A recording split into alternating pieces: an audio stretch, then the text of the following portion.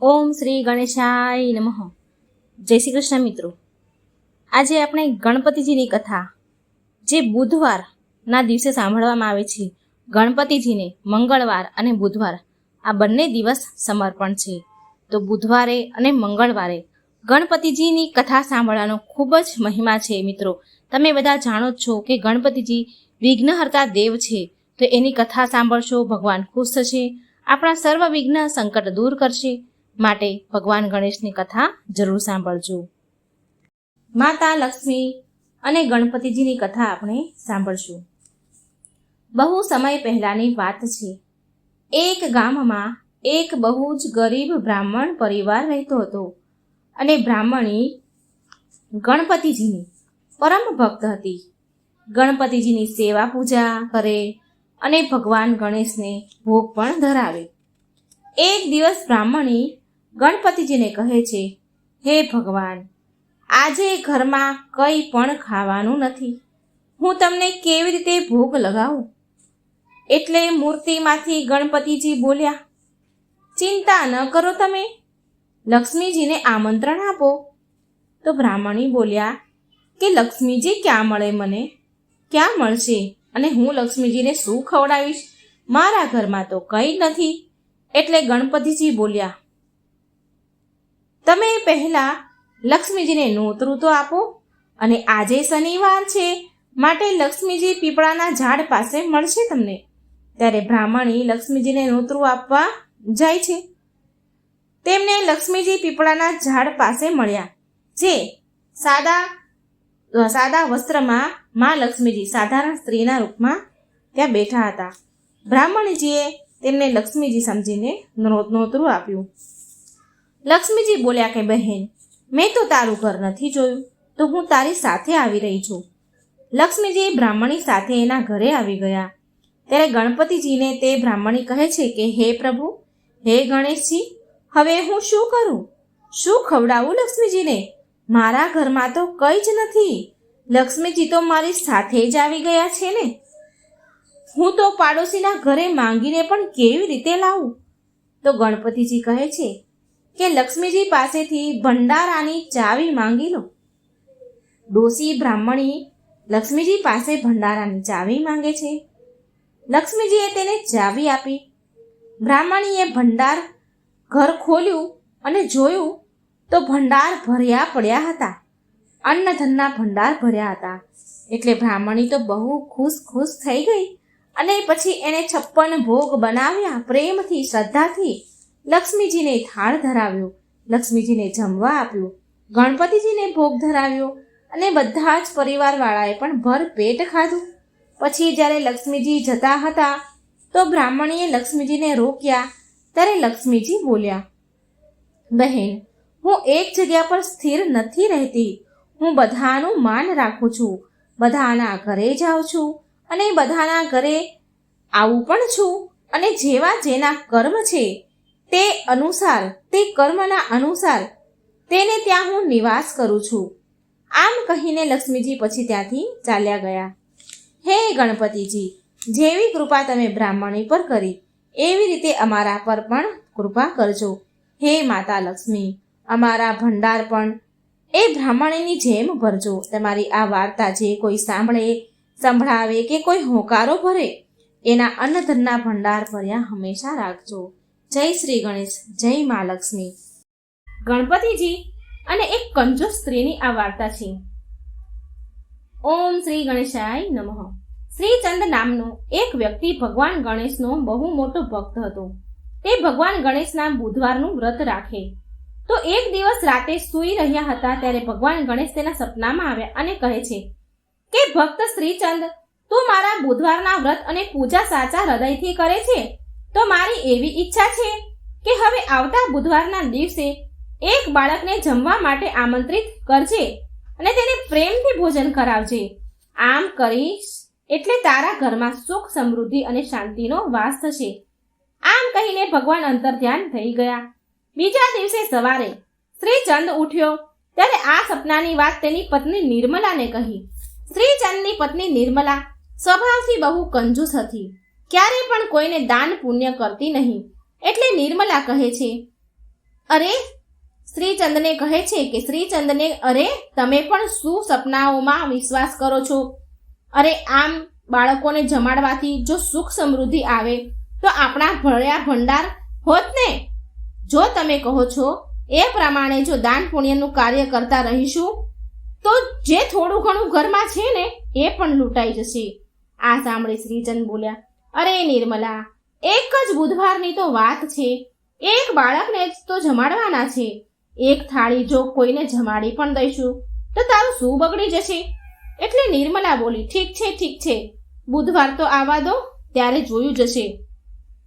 પણ શ્રીચંદને ખબર હતી કે નિર્મલા ફરીથી આ કાર્ય માટે આનાકાની કરશે જ. માટે ફરી શ્રીચંદ નિર્મલાને યાદ અપાવે છે, નિર્મલા, કાલે બુધવાર છે હો, તને યાદ છે ને? કાલે આપણે ભગવાન ગણેશના નામનું ભોજન કરાવવાનું છે એક બાળકને. તું એક કામ કરજે, કાલે કોઈ નાના બાળકને જમવા માટે આમંત્રણ આપી દેજે, આપણે તેને પ્રેમથી ભોજન કરાવીશું. નિર્મલા કંજૂસ અને ચતુર એટલે મનમાં ને મનમાં વિચારે છે કે કોઈ એક જ છોકરાને ખવડાવવાનું છે ને, છોકરું ચાહે મોટું હોય કે નાનું હોય, મતલબ તો જમાડવાનો છે. જો હું કોઈ નાના એવા બાળકને જમાડીશ તો એ ઓછું જમશે અને મારું ખાવાનું બચી જશે. સાંજના સમયે મેદાનમાં બહુ બધા બાળકો રમતા હોય છે, ત્યાં જઈને જોઈશ અને એક છોકરાને જમવા બોલાવી આવીશ. અને આ તરફ ભગવાન ગણેશ કૈલાસ પર બધું જ જોઈ રહ્યા છે અને નિર્મલાની મનોવૃત્તિ જાણી લે છે અને કહે છે કે અચ્છા, એક નાના એવા બાળકને જમાડવા માટે નિર્મલા તો આટલું બધું વિચારી રહી છે. હવે તો મારે પરીક્ષા કરવી જ પડશે, હવે તો મારે લીલા કરવી જ પડશે. મારા નામનું જ ભોજન છે, હું પાછળ કેમ હટું? મને જ આમંત્રણ છે. સાંજના સમયે મેદાનમાં છોકરાઓ રમી રહ્યા હોય છે એટલે નિર્મલા મેદાનમાં સૌથી નાનું બાળક હોય તેને શોધવા લાગી. એટલે કૈલાસ પર્વત પર ગણેશજી વિચારે છે કે હવે મારે નાના બાળકનું રૂપ લેવું પડશે. નિર્મલા નાના બાળકને શોધી રહી છે અને મનમાં ને વિચારે છે કે અહીં તો બહુ બધા છોકરાઓ રમી રહ્યા છે, અહીં નાનું છોકરું કેવી રીતે શોધવું? આ તરફ ભગવાન ગણેશ નાના એવા બાળકનું રૂપ લે છે અને ધરતી પર આવ્યા અને મેદાનમાં બાળકો સાથે રમવા લાગ્યા. હવે નિર્મલાને આ નાનું બાળક દેખાઈ ગયું જે ભગવાન બનીને આવ્યા હતા. એટલે નિર્મલા તે નાના બાળક પાસે આવી અને બોલી કે સાંભળ બેટા, તું કાલે મારા ઘરે ખાવા આવી શકીશ? હું તને ભોજન માટે આમંત્રણ આપવા આવી છું. અહીં નજીક જ મારું ઘર છે, તારા ઘરે પૂછીને આવી જજે. એટલે ગણેશજીના રૂપમાં ભગવાન બોલ્યા, સારું માં, હું કાલે જમવા માટે આવી જઈશ. અને નિર્મલા તો મનમાં બહુ ખુશ થઈ ગઈ કે સારું છે, આ નાનું એવું બાળક છે, કેટલું ખાવાનું, થોડું એવું તો જમશે, મારું કામ સરળ થઈ ગયું. બીજા જ દિવસે ભગવાન ગણેશ નાના બાળક બનીને નિર્મલાના ઘરે આવ્યા અને નિર્મલાએ તે બાળકને 2 પૂરી, થોડો શીરો, થોડું શાક અને થોડી ખીર પીરસી દીધી. ગણપતિજી તો ફટાફટ એ બધું ખાઈ ગયા. ફરી બોલ્યા કે માં, ભોજન તો બહુ સ્વાદિષ્ટ બન્યું છે, પણ મને હજી વધારે ખાવાની ઈચ્છા છે, મને હજી ખાવાનું આપો, હું હજી ભૂખ્યો છું. બાળકની વાત સાંભળી શ્રીચંદ બોલ્યો, નિર્મલા, રસોડામાં જઈને જમવાનું લઈ આવ અને આ બાળકને આપ. લાગે છે જમવાનું બહુ સરસ છે, સ્વાદિષ્ટ છે. નાના બાળક તો ભગવાનનું રૂપ હોય છે. આ બાળકને આપણા દ્વારા પીરસેલું ભોજન ભાવ્યું છે, આ તો આપણા માટે બહુ ખુશીની વાત છે. નિર્મલા બોલી, સારું બેટા, તો આ થોડી ખીર છે વાટકામાં, એ ખા, ત્યાં સુધી હું બીજું જમવાનું લઈ આવું. અને આમ નિર્મલા ભોજન બીજું લઈને પીરસે છે. જેવું નિર્મલા પીરસે એવું ભગવાન ગણેશ ખાઈ જાય. આમ જેટલું નિર્મલાએ બનાવ્યું હતું એ બધું જ શ્રી ગણેશ ખાઈ ગયા, બધું જ ભગવાન ખાઈ ગયા. અને ફરી નિર્મલાને કહે છે ગણપતિજી, માં, હજી ભૂખ્યો છું, મને ખાવા આપો. બાળકની વાત સાંભળીને નિર્મલાને કંઈ સમજમાં આવતું નથી. એ વિચાર કરે છે કે મેં તો જેટલું બનાવ્યું હતું એ બધું જ પીરસી દીધું, પણ હજી આ બાળક ધરાતો નથી, બધું જ ખાઈ ગયો તો પણ હજી ભૂખ્યો છે કરે છે.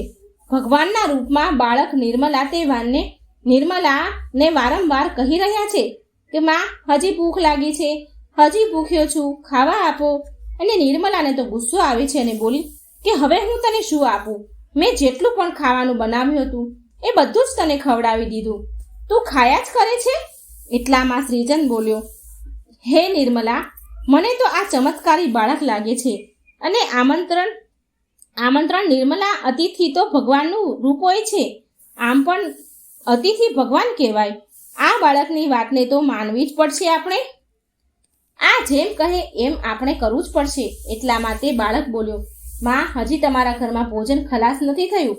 ભંડાર ઘરમાં મગ અને ચોખા મૂક્યા છે, ઘરમાં દહીં છે, એ બધું જ લઈ આવો. નિર્મલા આ બાળકની વાત સાંભળીને વિચારવા લાગી કે આ બાળકને કેવી રીતે ખબર કે અમારા ઘરમાં ક્યાં શું મૂક્યું છે. કંઈ ખબર નથી પડી રહી કે આ શું થઈ રહ્યું છે. મને તો આ બાળક પર બહુ ગુસ્સો આવે છે. બહુ ખવડાવી દીધું, બધું જ ખાઈ ગયો, હજી ખાયા જ કરે છે. ભગવાનના રૂમમાં બાળક બોલે છે કે જે ઘરમાં જે દાળ હોય, જે ચોખા હોય તે બધું જ લઈ આવો માં.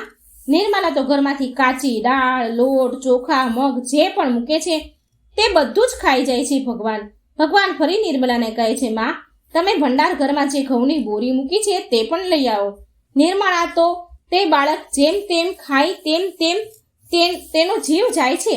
એ બાળક બધું ખાયા કરે, નિર્મલાનો જીવ જાય અને બડબડાટ કરતી ગુસ્સે થતી, બધું જ આપતી જતી હતી. ગુસ્સામાં આપતી હતી.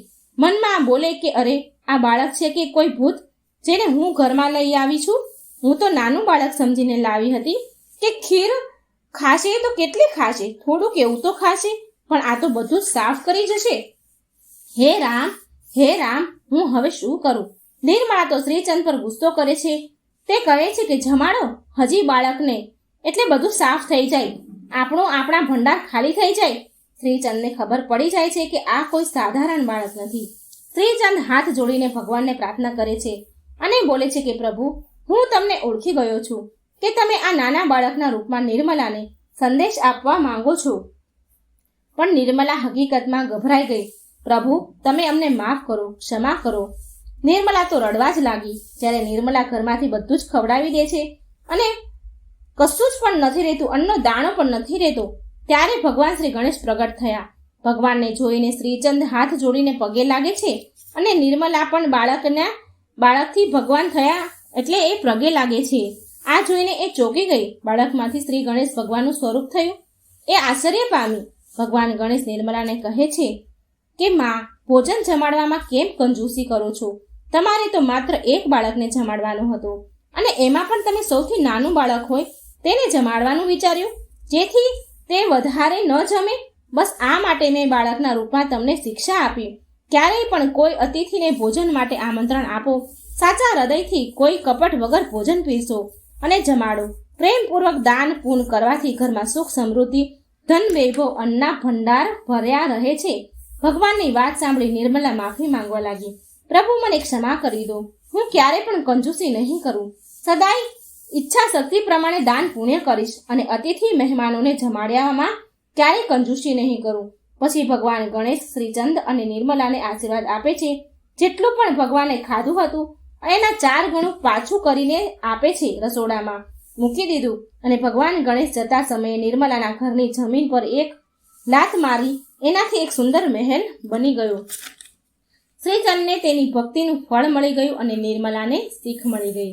તો મિત્રો, આ હતી સરસ મજાની શ્રી ગણેશ ભગવાનની વાર્તા. આજે આપણે ગણપતિ દાદા અને 3 ડોશીમાની વાર્તા સાંભળીશું.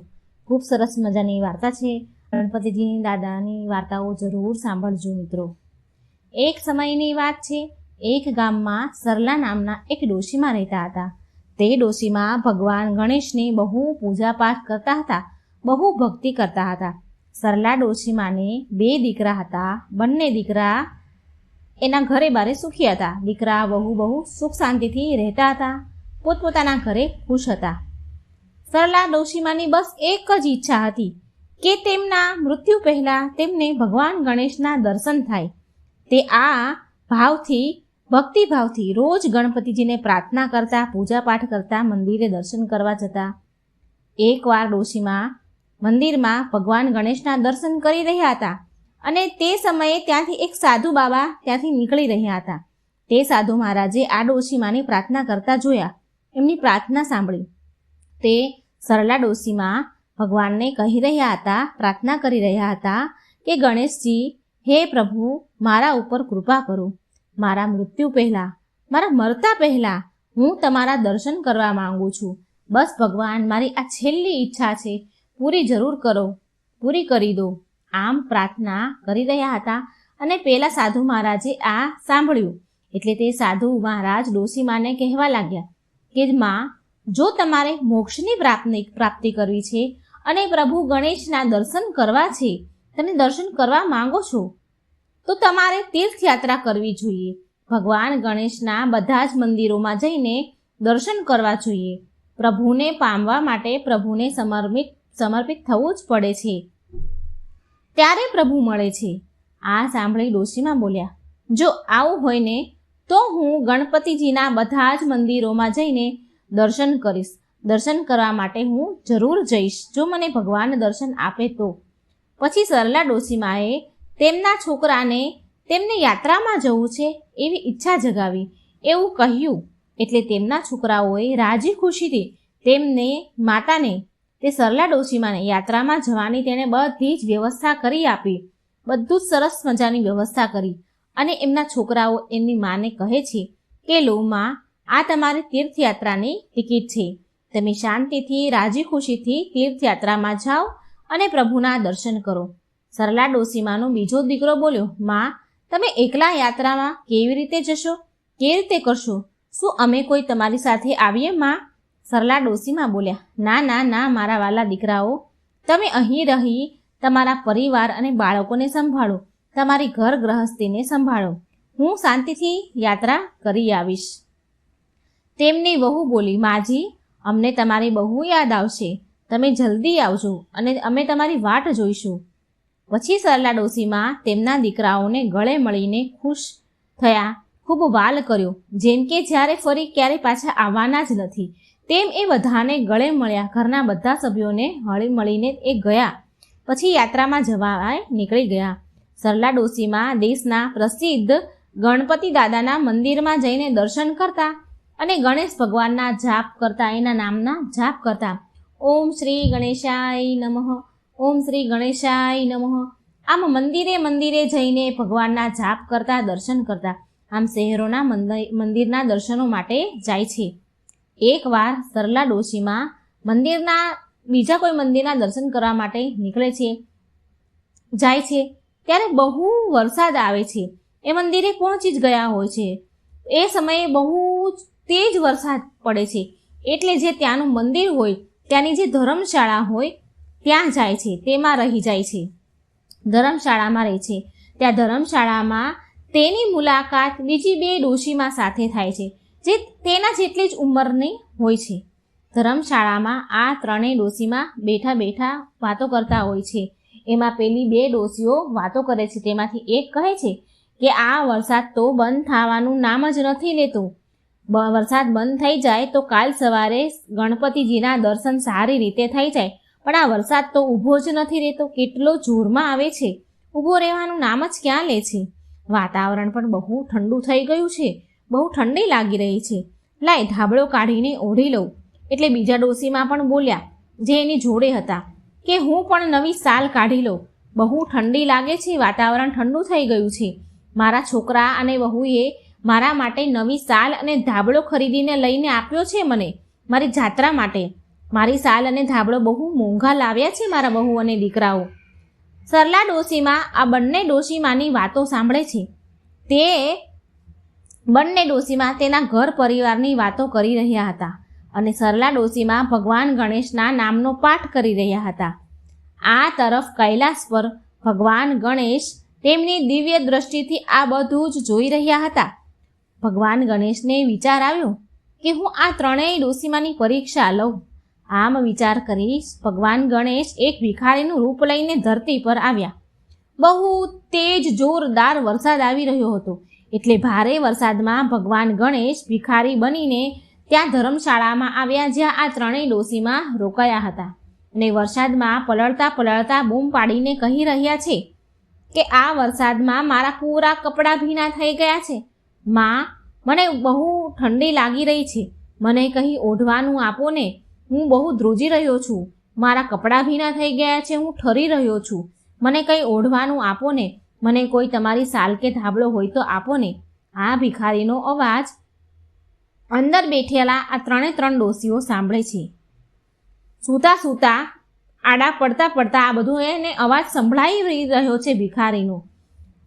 અને એમાં પહેલી એક ડોશી વિચાર કરે છે કે આ ભિખારી ક્યાંક મારો ધાબળો ના માંગી લે. એમ કરી આ મારો ધાબળો માંગી લેશે તો હું શું કરીશ? સૂતા સૂતા સાંભળે છે, પણ મનમાં આમ વિચાર કરીને કે એવું વિચારે કે ક્યાંક માંગી લેશે તો હું ઘાટી ઊંઘમાં સૂતી હોય એવું નાટક કરું, એટલે મારો ધાબળો, મારી સાલ બચી જાય. બીજી ડોશી પણ આવી રીતે આડા પડ્યા આવું વિચાર કરે છે સૂતા સૂતા કે મારી સાલ અને ધાબળો તો બિલકુલ નવા છે. જો મારી સાલ કે આ ધાબળો ભિખારીએ માંગી લીધો તો હું શું ઓઢીશ, હું શું કરીશ? એમ પર મારી વહુ અને મારા દીકરાએ આ સાલ અને ધાબળો મને નવા લઈ આપ્યા છે.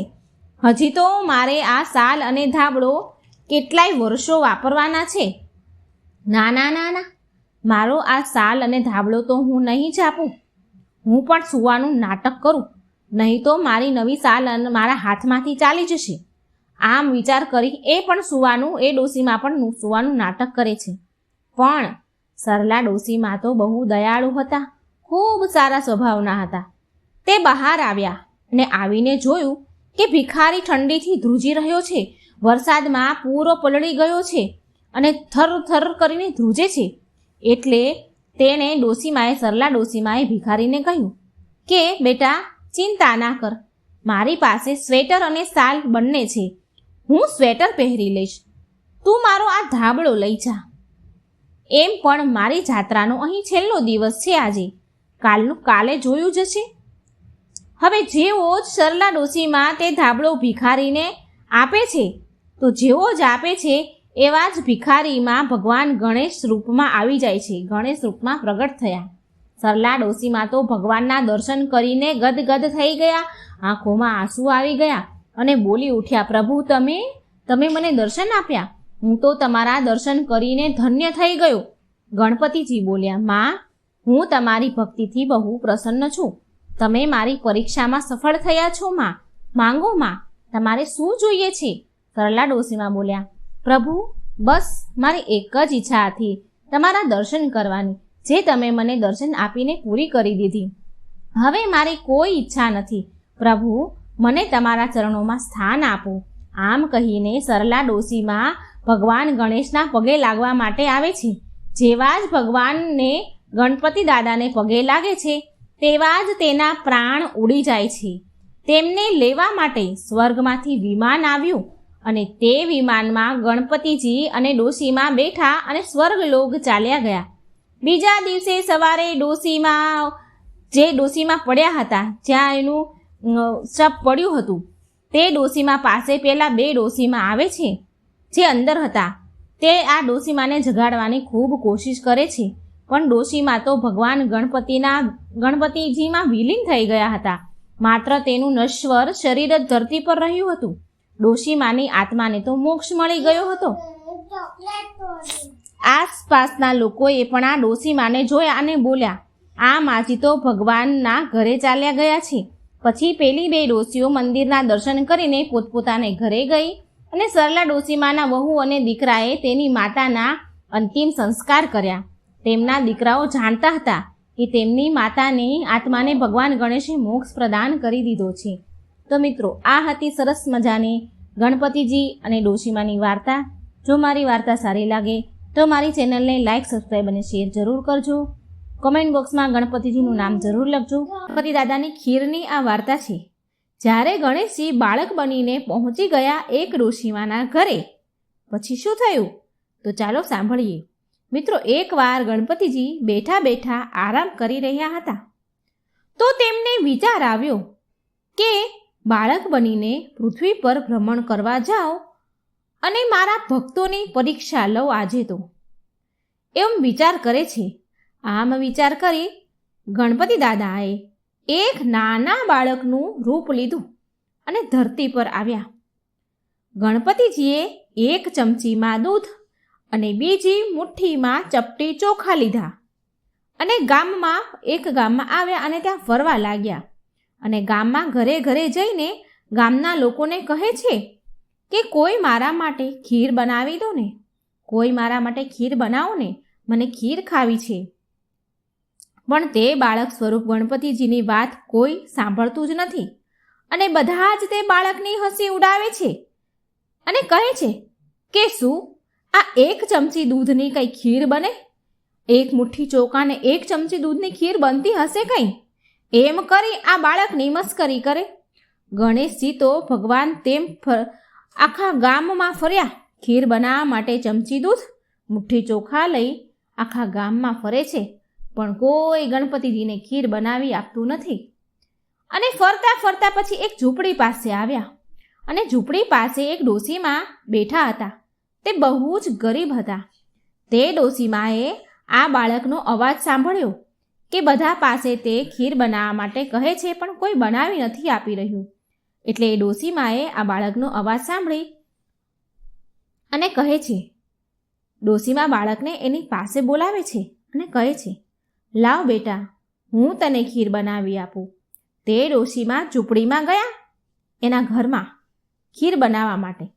તેના ઘરમાં એક નાનું એવું વાસણ હતું, નાનું એવું તપેલું હતું.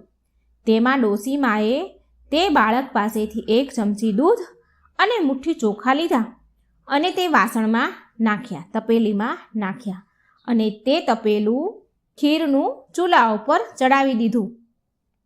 એટલે તે વાસણ તો આખું છલોછલ ભરાઈ ગયું. એટલે તે ડોશીમાએ બીજું વાસણ લીધું, તેમાં જે બધી ઉભરાતી હતી એ ખીર નાખી. તે વાસણ પણ ભરાઈ ગયું.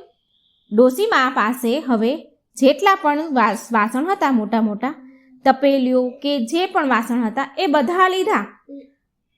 ખીર ઉભરાતી જ ગઈ અને ડોશીમા તપેલા ભરતા જ ગયા. બધા જ વાસણો ખીરના ભરાઈ ગયા. એટલે તે ડોશીમાએ બોલ્યા, તે બાળકને કહે છે કે બેટા, મારા ઘરમાં જેટલા હતા એ બધા જ વાસણ ભરાઈ ગયા છે. એટલે તે બાળક બોલે છે, ગણપતિજીના સ્વરૂપમાં તે બાળક કહે છે કે તમે બીજા મોટા વાસણ પાડોશમાંથી લઈને માંગી લો અને એમાં ભરો.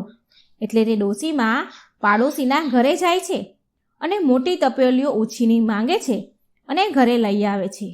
પણ ઘરે લઈ આવે છે તો એ બધા જ વાસણ મોટા મોટા તપેલા પણ આખા છલોછલ ખીરથી ભરાઈ ગયા. એટલે તે ડોશીમાં બોલ્યા કે અરે બેટા, આ તો બહુ બધી ખીર બની. આટલી બધી ખીરનું શું કરીશું આપણે તો તું તો નાનો બાળક છો, આટલી બધી ખીરનું શું કરીશ? એટલે તે બાળક બોલ્યો, માં, તમે એવું કરો, આખા ગામમાં ખીર ખાવાનું નોતરું આપી આવો. એટલે તે ડોશીમાં જઈને પૂરા ગામમાં ખીર ખાવાનું નોતરું આપવા જાય છે. આજે બધા મારા ઘરે ખીર ખાવા આવજો. આમ ઘરે ઘરે ગામના એક બધા જ ઘરે એ ડોશીમાં ખીર ખાવાનું નોતરું આપવા જાય છે.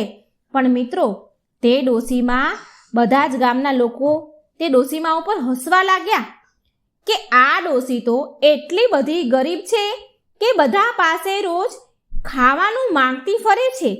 રોજ એક ટાઈમનું એના ઘરમાં ખાવાનું નથી હોતું, માંગીને તો ખાય છે અને એના બદલે તો આજે તે ખીર ખાવાનું નોતરું આપવા આવી છે. એમ કરીને હા કરીને બધા ડોશીમાની મજાક ઉડાવે છે, ખૂબ ડોશીમા ઉપર હસે છે. અને ઘણા લોકો એવું બોલે છે, મજાક ઉડાવતા કહે છે કે તેના ઘરે ખીર ખાવા જઈએ. તે ખીર કેવી ખવડાવશે એ આપણે જોઈએ. આપણે ઘેરથી જમીને જ જઈશું, નહીં તો ભૂખ્યું જ રહેવું પડશે. એ શું ખીર ખવડાવવાની હતી? અને ઘણા લોકો એવું કહે છે, અરે ખાવાનું તો ઘરે આવીને પણ ખાઈ લેવાય ને. આજે આપણે જોવા તો જઈએ કે આ ડોશીએ કેવી ખીર બનાવી છે ને કેવી ખીર ખવડાવે છે. આપણે પહેલાં જઈશું, નહીં મળે તો ઘરે આવીને ખાઈશું. આવું લોકો વાતો કરે છે. જેવી જ તે વૃદ્ધ ડોશીમાં ખીર ખાવાનું નોતરું આપવા માટે ગયા તો તેની વહુએ પાછળથી એવું વિચાર્યું, ખબર નહીં મારી માટે આ ખીર વધશે કે નહીં.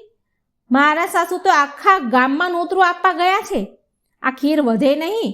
એટલે તેની વહુએ કાંસાની થાળી લીધી અને ખીર નાખી અને બોલી, જય હો ગણેશ મહારાજ, તમને ભોગ લાગે.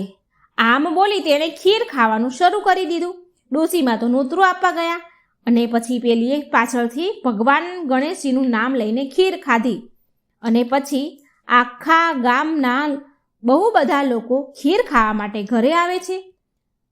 ડોશીમાં બધાને ખીર પીરસે છે. બધાએ તો પેટ ભરી ભરીને ખીર ખાધી. એટલી મજા લઈ લઈને ખીર ખાધી અને જમીને ઘરેથી આવ્યા હતા તે લોકો તો બહુ પછતાણા. જ્યારે બધા ખીર ખાઈને ચાલ્યા ગયા તો વૃદ્ધ ડોશીમાં બોલ્યા કે ચાલ બેટા બાળક, હવે આપણે પણ ખીર ખાઈ લઈએ, આપણે પણ જમી લઈએ. ત્યારે તે બાળક રૂપમાં ભગવાન બોલે છે કે માં, મને તો ભોગ લગાવી દીધો છે, મેં તો ખીર પહેલાં જ ખાઈ લીધી છે. ત્યારે તે વૃદ્ધ ડોશીમાએ કહ્યું, બેટા તે ક્યારે ખીર ખાધી? મેં તો તને ખીર ખાતા જોયો જ નહીં. ત્યારે બાળક કહે છે, માં, જ્યારે તમારી વહુ સૌથી પહેલાં કાંસાની થાળીમાં ખીર લઈને બેઠી હતી, ખીર ખાવા બેઠી હતી, તો તેમણે પહેલાં જ કહ્યું કે ગણેશજી તમને ભોગ લાગે. ત્યારે તે વૃદ્ધ ડોશીમાં બોલ્યા કે બેટા તું ગણેશ છો? તું ગણપતિ છો શું?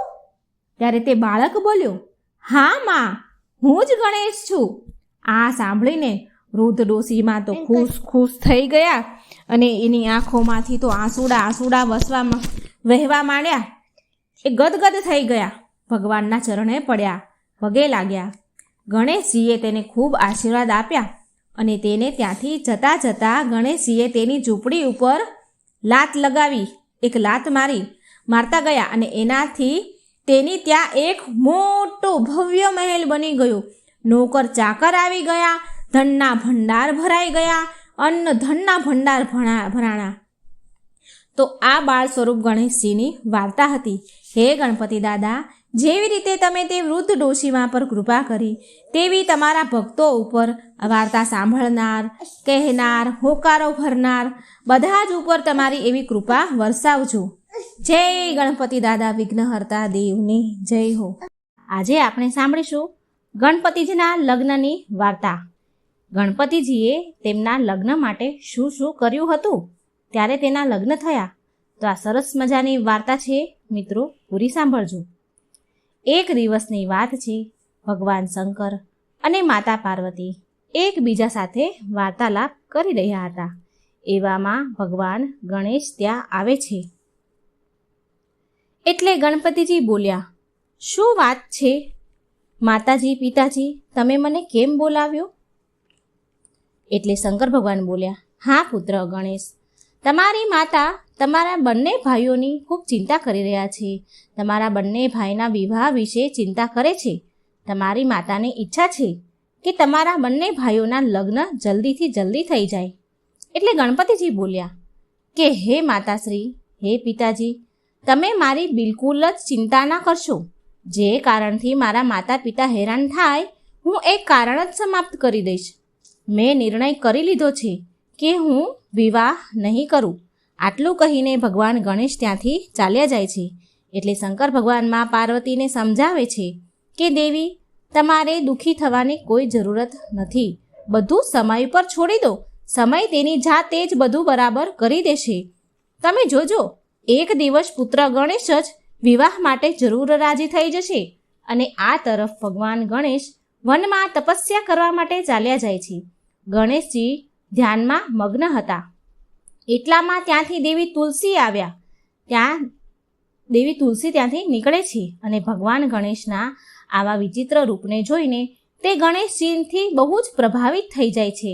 તેમને ગણેશજી બહુ જ પસંદ આવે છે. તુલસીજી ધ્યાનમાં લીન ભગવાન ગણેશનું ધ્યાન ભટકાવવાની કોશિશ કરવા લાગ્યા.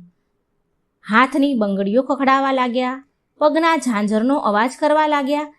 અવાજ થાય અને ભગવાન ગણેશનું ધ્યાન ભંગ થઈ જાય અને ગણેશજીનું ધ્યાન ભંગ થઈ ગયું. તેમની આંખો ખુલી, તેમની તપસ્યા તૂટી. એટલે ગણેશ ભગવાન બોલ્યા, દેવી, તમે કોણ છો? મારા ધ્યાનમાં હું ધ્યાનમાં હતો. મારી ધ્યાન સાધના ભંગ કરીને તમે સારું નથી કર્યું. એટલે તુલસી દેવી બોલ્યા કે હું ધર્મધ્વજની દીકરી તુલસી છું. મારી માતાનું નામ માધવી છે. હું મારા વરની શોધ માટે યાત્રા કરવા નીકળી હતી. તમને જોઈને મને એવું લાગે છે કે મારી યાત્રાનો ઉદ્દેશ અહીં પૂરો થયો. તમારા આવા વિચિત્ર રૂપે મને બહુ પ્રભાવિત કરી છે. તમે મને ખૂબ પસંદ આવ્યા છો. હું તમારી સાથે વિવાહ કરવા ઈચ્છું છું. આ સાંભળી ગણપતિજી બોલ્યા કે નહીં દેવી, હું તમારી સાથે લગ્ન નહીં કરી શકું. મેં લગ્ન ન કરવાના પ્રણ લીધા છે. કૃપા કરીને તમે અહીંથી ચાલ્યા જાઓ. ભગવાન ગણેશ દેવી તુલસીજીને વિવાહ કરવાની ના કહી એટલે આ વાતથી તુલસીજી બહુ ક્રોધિત થયા. તેમને બહુ ગુસ્સો આવ્યો. એટલે ગુસ્સામાં તુલસીજીએ ગણપતિ દાદાને શ્રાપ આપી દીધો. મા તુલસીએ શ્રાપ આપ્યો કે મારી સાથે તમે મને વિવાહ કરવાની ના પાડી, લગ્ન કરવાની ના કહી દીધી. પણ એક સમય એવો આવશે કે તમારા 2 લગ્ન થશે. 2 પત્નીઓ સાથે તમે તમારું જીવન વ્યતીત કરશો. તુલસીજીના શ્રાપ આપ્યાનો થોડો સમય આમ વીતી ગયો અને ભગવાન ગણેશની પણ હવે લગ્ન કરવાની ઈચ્છા થવા લાગી. પણ તે સમયે કોઈ પણ દેવી દેવતાઓ તેમની પુત્રીના વિવાહ ગણેશજી સાથે કોઈ કરવા માંગતું ન હતું. એનું કારણ હતું દેવતાઓનું એવું માનવું હતું કે બધા જ દેવી દેવતાઓ એટલા બધા રૂપવાન છે અને ગણપતિ દેવ બધાથી અલગ દેખાય છે. આ વિચિત્ર રૂપના કારણે તેમનાથી કોઈ લગ્ન કરવા ઈચ્છતું નહોતું. કોઈ લગ્ન કરવા જ માગતું જ નહોતું. લગ્ન ના થવાના કારણે ગણપતિજી બહુ ગુસ્સામાં રહેવા લાગ્યા. તેમના આવા રૂપને લઈને તેમની સાથે કોઈ દેવકન્યા ગણપતિજી સાથે લગ્ન કરવા માટે પણ તૈયાર થતી ન હતી. અને આ કારણથી ગણપતિજી બહુ ગુસ્સે થતા, મનોમન તે દુઃખી રહેતા હતા. અને જ્યારે પણ ગણેશજી અન્ય કોઈ દેવતાના લગ્નમાં જાય તો તેના મનમાં બહુ દુઃખ થાય. મનમાં એમને બહુ ગુસ્સો પણ આવે અને દુઃખ પણ લાગે. અને એ એવું વિચારતા કે જો મારા લગ્ન નથી થઈ રહ્યા ને તો હું બીજા કોઈના પણ લગ્ન શું કામ થવા દઉં. અને આમ દુઃખી થઈને બીજા દેવતાના જ્યારે કોઈ પણ દેવતાના લગ્ન હોય ત્યાં જાય તો તેના લગ્નમાં અડચણ ઊભી કરે, મંડપ તોડી નાખે. અને આ કામમાં તેમનું વાહન મૃષક તેનું સહાય કરતું, તેની મદદ ઉંદર કરતું હતું. એ મૃષકજી ગણેશજીની આજ્ઞાનું પાલન કરીને વિવાહના મંડપનો નાશ કરી દે, નષ્ટ કરી દે, ઉથલ પાથલ મચાવી દે. જ્યાં લગ્ન હોય ત્યાં તો ઉથલ પાથલ મચાવી મૂકે અને અલગ અલગ રીતે મુશ્કેલીઓ, રૂકાવટો ઊભી કરે લગ્નમાં અને લગ્ન પૂરા થાય નહીં. આમ ગણપતિજી અને મૃષકની મિલીભગતથી બધા જ દેવતાઓ હેરાન પરેશાન થવા લાગ્યા. કોઈના પણ લગ્નમાં જાય તો કોઈના પણ લગ્ન થવા ન દે, ગમે તે રીતે ઉથલ પાથલ વિઘ્ન નાખે. અને બધા દેવતાઓ થઈ ગયા બહુ હેરાન અને ગયા બધા શિવજી પાસે, ભોળાનાથ પાસે જઈ દેવતાઓ તેની સમસ્યા સંભળાવા લાગ્યા. પણ આ સમસ્યાનું સમાધાન તો શંકર ભગવાન પાસે પણ ન હતું. એટલે શંકર પાર્વતીજીએ કહ્યું, બધા દેવતાને કહ્યું કે આ સમસ્યાનું સમાધાન તો બ્રહ્માજી જ કરી શકે. આ સાંભળી બધા દેવતાઓ બ્રહ્માજી પાસે ગયા. ત્યારે બ્રહ્માજીએ દેવતાઓની સમસ્યાનું સમાધાન કરવા માટે એમના યોગ બળથી એમને ધ્યાનમાં જોયું અને ધ્યાનમાં ત્યારે એ લીન હતા. થોડી વાર પછી બ્રહ્માજીએ આંખ ખોલી તો દેવતાઓ તેની સમસ્યા એમને કહી. એટલે બ્રહ્માજીએ દેવતાઓની સમસ્યાનો સમાધાન માટે તેમના યોગ બળથી 2 કન્યાઓ રિદ્ધિ અને સિદ્ધિને પ્રગટ કરી. આ બંને બ્રહ્માજીની માનસ પુત્રીઓ હતી. બંને પુત્રીઓ લઈને બ્રહ્માજી ગણપતિજી પાસે પહોંચ્યા અને બ્રહ્માજી બોલ્યા કે ગણપતિજી, તમારે મારી આ 2 પુત્રીને શિક્ષા આપવાની છે. ગણપતિજીએ શિક્ષા આપવા માટે તૈયાર થઈ ગયા. જ્યારે પણ મૂષક દ્વારા ગણપતિજી પાસે કોઈ લગ્નની સૂચના આવે ત્યારે રિદ્ધિ અને સિદ્ધિ ભગવાન ગણપતિનું ધ્યાન ભટકાવવાની કોશિશ કરવા લાગે. ધ્યાન ભટકાવવા માટે કોઈને કોઈ પ્રસંગ કહેવાનું શરૂ કરી દે, કોઈને કોઈ વાતમાં ઉલઝાવી દે. એટલે ભગવાન ગણેશનું ધ્યાન ભટકી જાય અને દેવતાના લગ્નમાં ન જાય અને દેવતાના લગ્ન પૂરા થાય. આમ કરવાથી બધા જ દેવતાના લગ્નોમાં કોઈ સંકટ કે રૂકાવટ વગર પૂરા થઈ જતા હતા.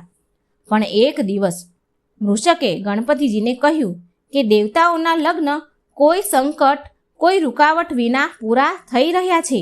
એટલે ગણપતિજીને બધી જ વાતની જાણ થઈ ગઈ. આ જે પણ સમસ્યાનું સમાધાન, આ રિદ્ધિ સિદ્ધિનું કાઢ્યું, જે પણ થયું એ બધી જ સમસ્યાની ખબર ગણપતિજીને પડી ગઈ. ગણપતિજી ગુસ્સે થયા. તે પહેલાં ગુસ્સે થાય એ પહેલાં બ્રહ્માજી ગણપતિજી પાસે આવ્યા, રિદ્ધિ અને સિદ્ધિને લઈને પહોંચી ગયા. અને બ્રહ્માજીએ કહ્યું, ગણેશ, તમે સ્વયં પોતે રિદ્ધિ સિદ્ધિને શિક્ષા આપી છે. મને આ મારી રિદ્ધિ અને સિદ્ધિ માટે કોઈ યોગ્ય વર નથી મળી રહ્યો. કૃપા કરીને તમે મારી આ બંને પુત્રી રિદ્ધિ અને સિદ્ધિ સાથે વિવાહ કરી લો. આ પ્રસ્તાવ ગણેશજીએ બ્રહ્માજીનો સ્વીકાર કરી લીધો. અને આ સાંભળીને ગણપતિજી પણ બહુ ખુશ થયા.